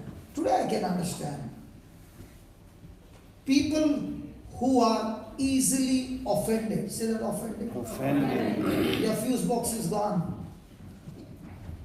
Try that. Go home, remove the fuse, and go and try to on any of your appliances. The most expensive appliances. Will it work? Why not? The fuse is gone. And the devil knows, if I can just blow their fuse, now they can pray and fast and do everything. When the fuse is gone, nothing works.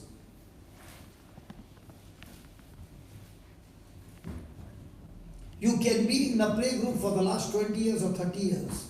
But if you get offended so quickly, you are still not a mature Christian. You are still like this. How does it look, a person with BMW coming to a church? Spiritually is that way. Hello? But once you understand that this offense, this bitterness can blow up my fuse, and not only blow up my fuse, I give Satan legal right to steal, kill and destroy myself and my family. Will you ever want to get into that trap?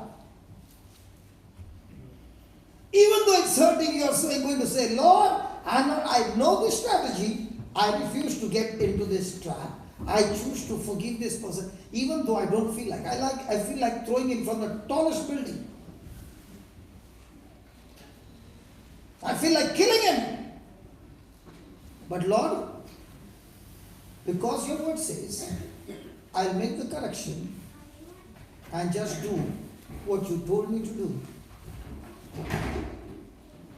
Hallelujah. Hallelujah. Thank you, Jesus. Thank you, Jesus. Yeah, please write down.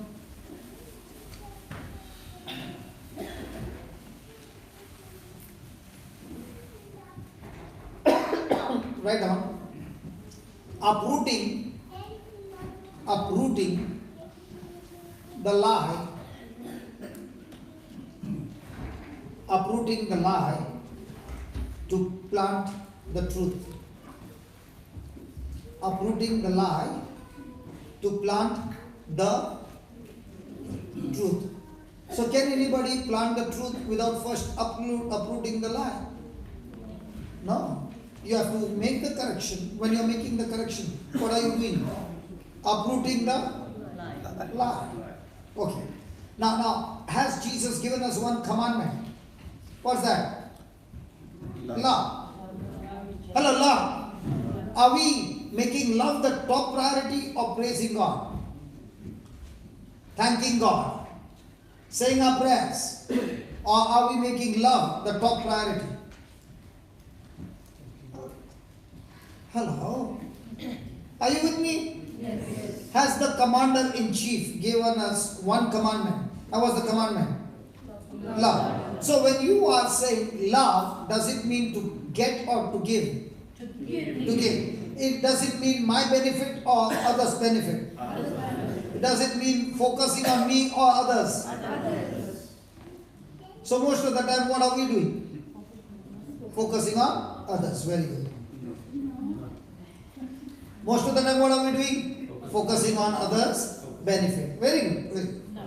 Praise God. Hallelujah. Making ourselves comfortable or making others comfortable? When it is love. When it is love. Me comfortable or me making others comfortable? So most of the time, what are we focused on? On others. Very good. Praise God. Very good. Very good. Thank you, Jesus. So if I'm not making these corrections, will I be able to plant the truth? Now, if the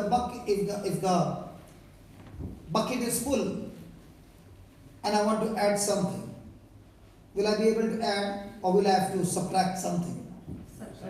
So which one is first, adding or subtracting? What are we all the time doing? Without subtraction. So is it going in or overflowing outside? Tell the neighbor, what is it all overflowing?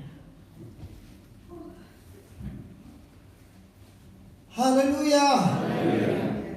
Thank you, Jesus. Right on. If God's truth, sister, you got a mobile? Me? So at least record. Because see, listen, it's good to hear God's voice talking to you. But if you don't know the truth, what will set you free? Hello, what will set you free? The truth. Now you will be sitting and when I'm giving the notes, you are looking here, you are looking there and all that. You know what does that mean? That means the most important things of all the preaching that you are going to get is now. And if you can get these truths in your soul and put them into practice, I tell you, the devil has no defense against you. The devil cannot stand against the truth. So write down, if God's truth can't get in our soul, if God's truth can't get in our souls, it won't come out of our mouth. It won't come out of our mouth. Next line. We have to allow Jesus. We have to allow Jesus to uproot. We have to allow Jesus to uproot the lies in order to plant the truth. In order to plant the truth in our souls. In order to plant the truth in our souls. Let me give you an example. You heard the whole teaching. How many of us can remember when we go out of this door? I can't remember what I taught you. Hello? So do I need to memorize these truths? Yes. Because see, listen, if you want to know your future, it's so simple. What I choose to remember decides my future. Let's take for example, Brother Vincent hurt me. And I keep reminding myself of what he did to me. And I've come here and I see him sitting right in front of me. When I look at him, can I play the record again? Yes. In my mind, Yes. without talking to him. Yes. Now, can that change my mood? Yes. Can that bring me back to bitterness? Yes. So, have I planted the lie? Yes. Yes. So, do I need to uproot it? Yes. Are you following? Yes. So, will my future change if I keep on playing the same stuff over and over again? No. So, just because I came for this meeting, does it mean I'm going to be blessed? No. We have, you know what we have heard? Come to Jesus, He'll solve your problem. Oh no. Come to Jesus, follow His instructions. He will not only solve your problem, He will make you a problem breaker. He will make you in such a way that you will learn to trouble your trouble.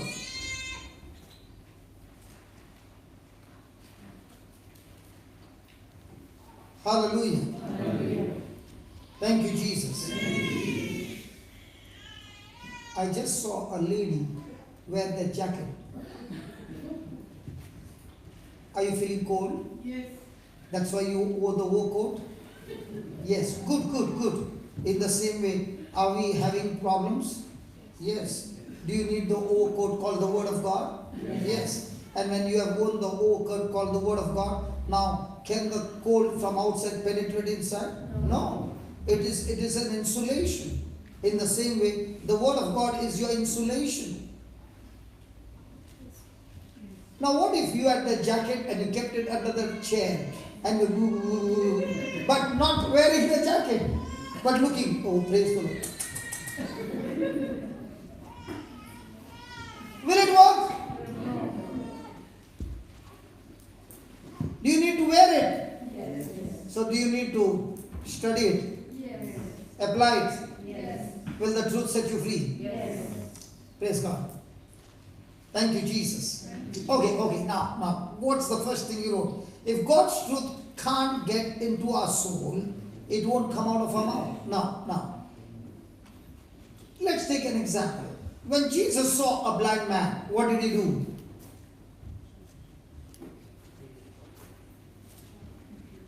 When Jesus saw a blind man, what did He do? He killed him. Very good. He asked him whether he wants to be healed. No, he said, what do you want me to do for you? Okay. And many a times, what did he do? He opened his mouth and said, he is blind, or did he say, receive sight? He saw a paralytic man. What did he say? He's got paralysis, or did he say, pick up your mat, rise up and walk? So what do you find Jesus doing? Did he speak what he saw, or did he speak what he wanted to see? Is that right? Yes. Is that right? Yes. So Jesus was teaching the disciples faith. So what is faith? To speak what you see, or to speak what you want to see? Now, what is fear? Fear is to speak what you see. Hello. So most of the time, what do we speak? What we see or what we want to see?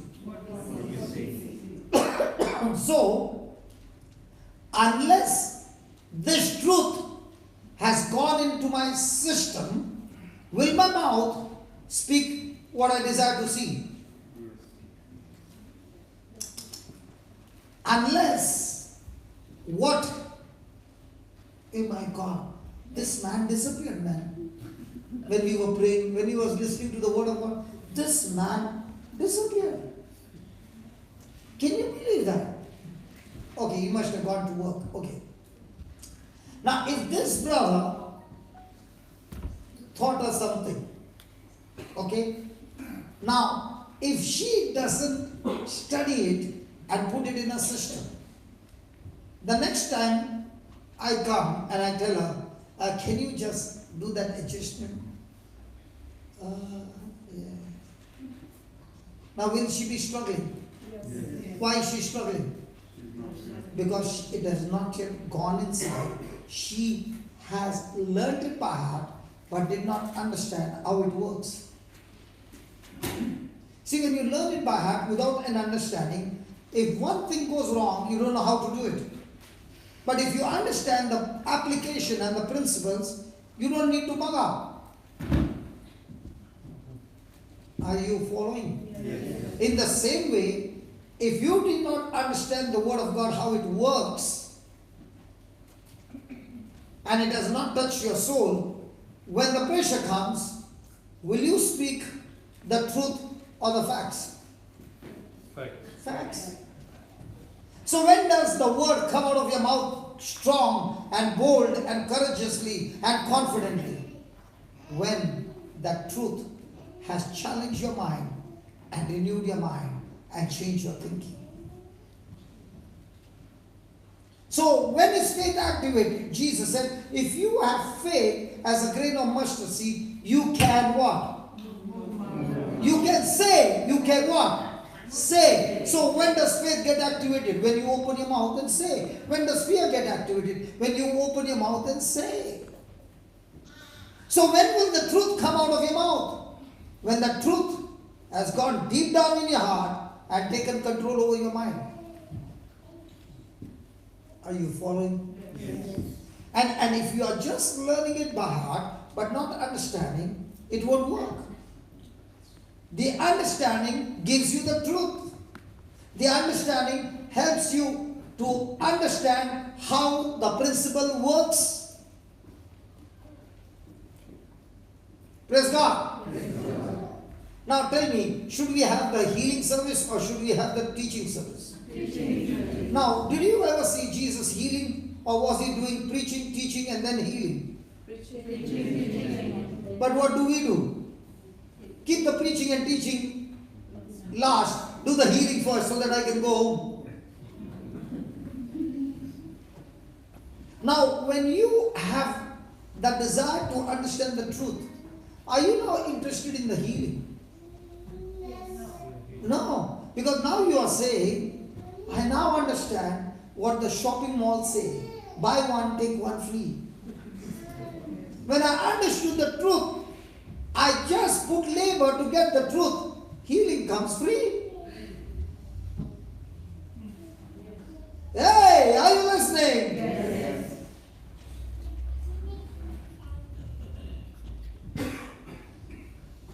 Okay, right now. Putting God's word in our heart, putting God's word in our heart takes us to freedom. Takes us to freedom. Putting God's word in our heart takes us to freedom. Now, let's say you open the door early in the morning and on your latch you saw a parcel, a beautiful parcel with a lime and 5 chilies and a charcoal hanging on the latch. A parcel that has come from somewhere. And it's on your latch. Question number 1. Will you touch it or will you start screaming? Why did you scream? Haven't you ever seen a libu? Don't you use lime? Yes. Don't you use chilies? Yes. Then why are you screaming? Because you were taught, given the information and the knowledge that there has to be powers of occult or witchcraft done using that lime and chilies. Is that right? Yes. Now, in your mind, when you start screaming, which one is stronger according to you? The evil power or God's power residing in you? The very reason you started screaming is because you believe that power is strong enough to destroy you. The next day morning, again you saw one more parcel, but this time with colored powder as well. By 4th day, what happens to you? You are in depression. How much money did it cost for a person to do that? How many pounds? 4 lime and 20 chilies? 10 pounds? 20? How many? 2 pounds. Now, let's take the same incident. The same incident. Is the Bible saying the one who is in you is greater than the one who is in the world? Yes. Do you believe it? Yes. Yes. Is he saying, I've given you power and authority to trample down snakes and scorpions and to overcome all the powers of the enemy, and nothing, absolutely nothing shall harm you? Yes. Do we believe that? Yes. Then how come the chili and the lime gave you the fright? I'm not saying there's no power. But what I'm saying is when you know the truth, that power is no match, absolutely zero match compared to the power of my Creator. Hallelujah. When I do not know my Jesus, yes, that power can torment me and trouble me. But when I have Jesus residing inside of me, that power has no power. Actually speaking, when you believe that Jesus who is residing in you, and you stand boldly, you remove it and stamp it under your feet, praise God, and squeeze that juice out, that spirit goes back to the person who has done it and tortures him and destroys him. I'll give you an example.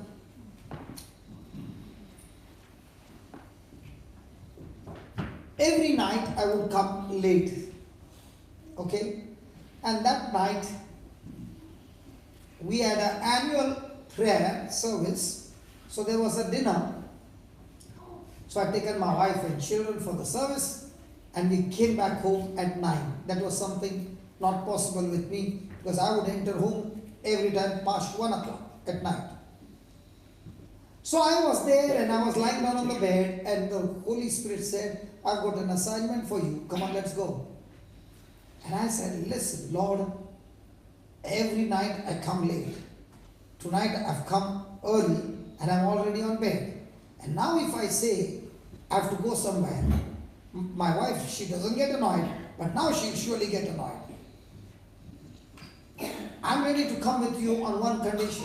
I'm going to tell her, but it should not spoil her mood. So I just told her, God just gave me an assignment and I need to go. And she said, listen, well, go and take the keys and go. Wow. What did she say? Take the keys and go. Means what? She's expecting me to come late.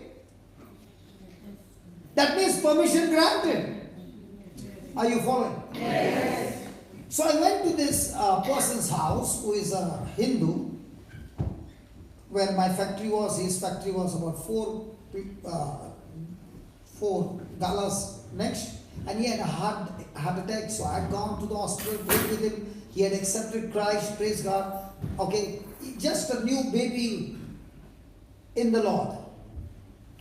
So I went to his house, and his daughter opened the door, and she was so happy and said, Bhaiya, after long months, you have come home. And I said, yeah. And I was talking to them about Jesus, and I never sing along with the choir, because when I sing, the best choir gets confused. I still don't understand how they can sing 10 times the same song with the same speed, with the same pitch, with the same. If you give me a song to sing 10 times, all the 10 times the speed will vary. So I always sing songs of God where there are non-Christians, because they do not know the original track. So I was singing this song. Aao Yeshu Deva Darshan De Do Tumhara. Okay?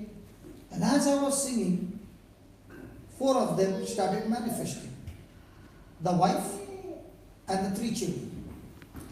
Now, when this song is doing all these things, will you stop or will you enjoy now? I am enjoying and I'm going on singing and going on singing and going on singing. And I can see now 3 of them choking their own neck. So I tell the father, surely you are practicing occult. Surely you are going to some places. And I understand you are not born Christian. You are tampering with the kingdom of darkness. And now when I come from the kingdom of light, the darkness has been exposed. So I want you to remove all the articles and give it to me.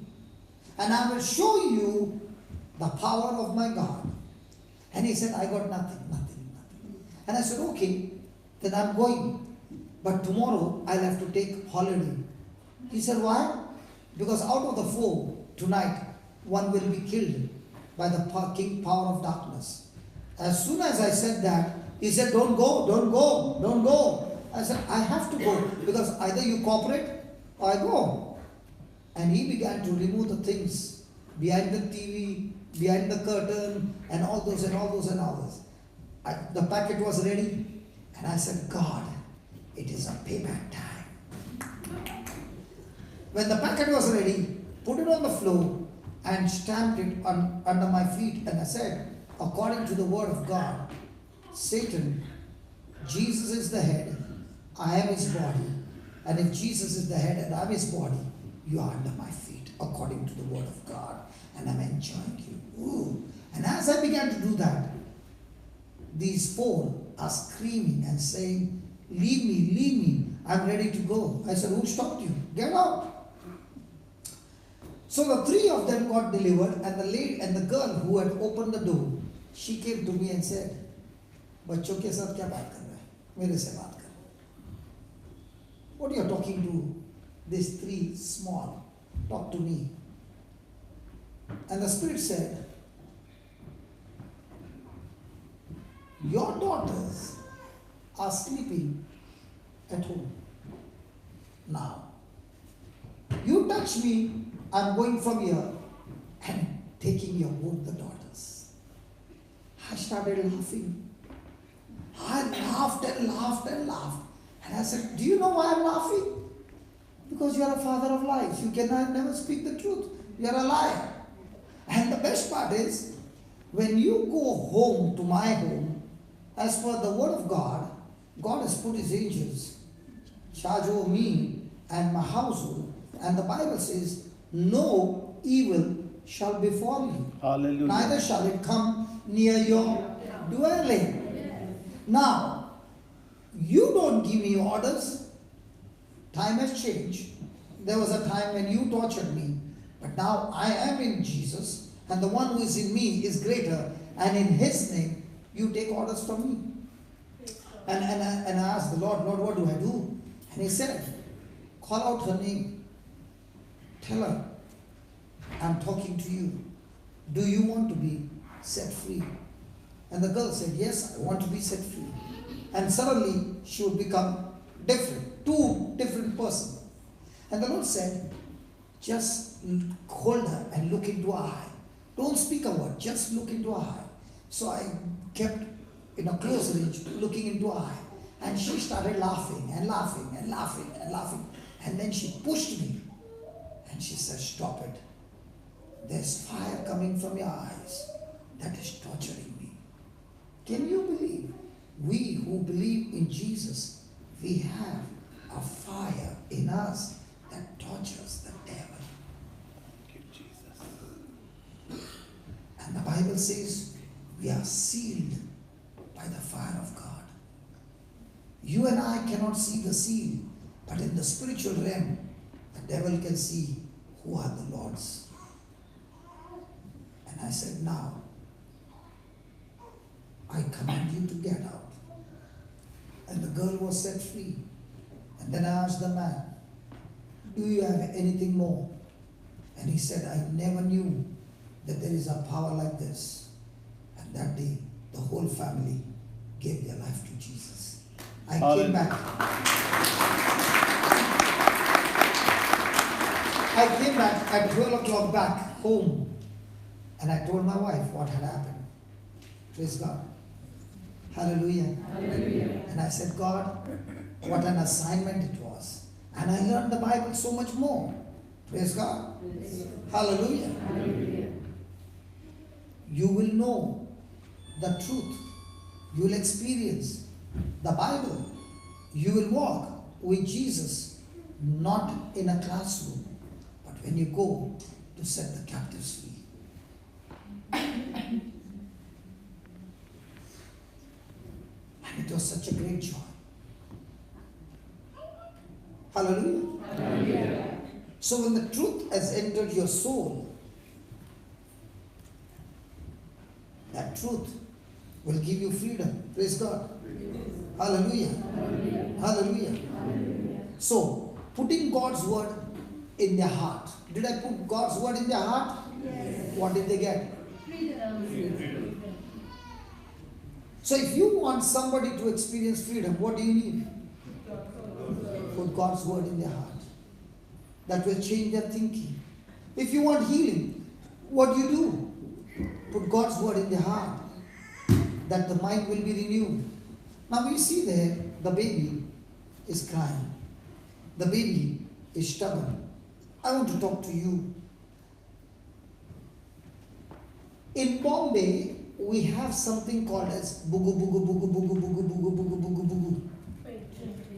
No. They come with that, like a instrument, and they keep on doing that. And that person will have no shirt. He'll have like a skirt, that man. And he will have a big rope, and he'll hit, and the sound will come. Fadak! Fadak! The sound will come from his body. How many of you have seen that? Okay. So my daughter would be extremely scared. The moment she would hear that sound, she would get into under the table, under the chair, and start shivering with fright. And this was after my conversion that I saw that. And I went to Father and I said, my daughter is so scared. And he said, listen, that fear can be cast out only by Jesus. So I said, what do I do? I said, I tried my best to tell my baby and pull her out and show her, see, Dada is standing here, nothing's happening. And he said, don't try that, it will turn out to be worse. So I said, what do I do? And this priest told me, when your baby is sleeping, fast asleep, you lay your hand on your baby and say, Jesus, you are the same yesterday, today, and forever. Whatever bad things have happened to my baby, Lord, I invite you, come and destroy those bad memories that are stored in her. And Spirit of God, heal her conscious mind, subconscious mind, unconscious mind, and I thank you for setting her free. The Spirit of the Lord is upon my baby. I thank you, God, for anointing her, filling her with love, and you have set her free. And he said, do it every night when your baby is sleeping. I and my wife began to do that. 15 days later on, the same incident happened. That fellow came, bugu, bugu, bugu, bugu, bugu. And this time, she was on the grill. She was about, 4 years old. And she was standing on the grill. And then she said, Dad, look at that man, so mad. He's hitting his own body with that rope. Can we just pray for him that he's getting hurt, that he should not get hurt? And the Lord said, can you see what I've done? You spoke the truth. You prayed the truth.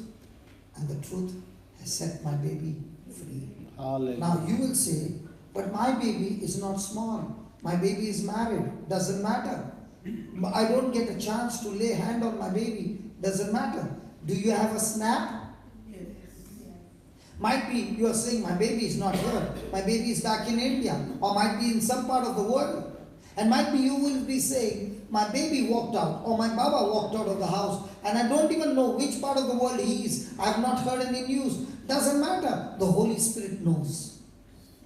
You take that photograph Lay your hand on that photograph and start praising God and tell Jesus, you are the same, yesterday, today, and forever.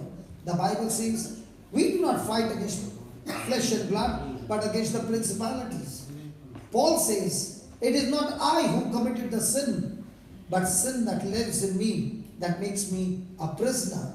So it's that spirit that is causing this trouble. Now what are you saying? You are saying, God, according to your word, I lay my hand on my loved one, and I'm going to prophesy. In the name of Jesus, my loved one is a great prophet, a great prophetess of God. I'm not going to speak all that I see. All my life I did that, and I was deceived. Now, I do not speak what I see. I speak what I want to see. What did you do? You planted the seed of faith. You spoke the faith. You spoke the unseen. You took the authority of Jesus. Now what will happen? Your harvest will surely come. Is it good? Yes. Is it easy? Yes. The problem is, it is too easy to believe that it can be true. That's why sometimes people say, brother, when we see those legs growing and hands growing and these things happening and the shoulder opening up and all this, it looks like, how can it be? And I said, listen, the word of God has made everything easy and simple. We are the ones who did not understand and made everything complicated.